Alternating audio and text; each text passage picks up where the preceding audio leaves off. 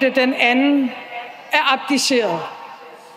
Længe leve Hans Majestæt Kong Frederik den 10.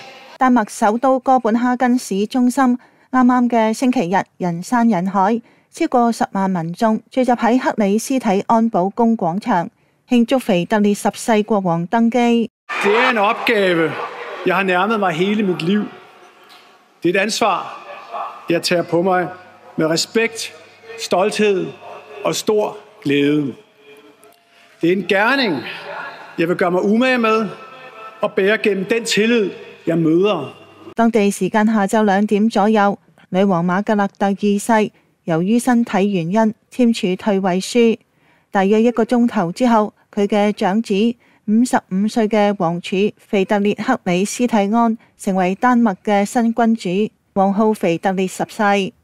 現年83歲嘅瑪格麗特亦都成為近900年嚟第一位自願放棄皇位嘅丹麥君主。Min mor, Hendes Majestæt, dronning Margrethe den anden, har regeret Danmark i 52 år. Gennem et halvt århundrede er hun fulgt med tiden med vores fælles arv som afsæt. Til altid vil hun blive husket som en regent ud over det sædvanlige。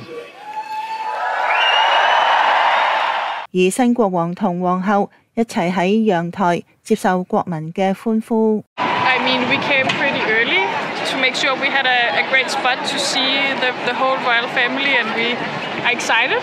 Now we have a king. We've been used to a queen. Yeah.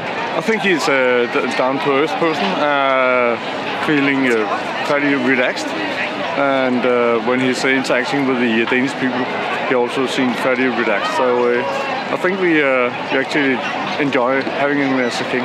丹麥嘅君主制度起源於10世紀嘅維京時代，係歐洲乃至世界上最古老嘅君主制之一。喂，睇完咪走住啊！記得 like 啦、subscribe 啦，同埋撳鐘仔先，撐我哋撐真相啊嘛！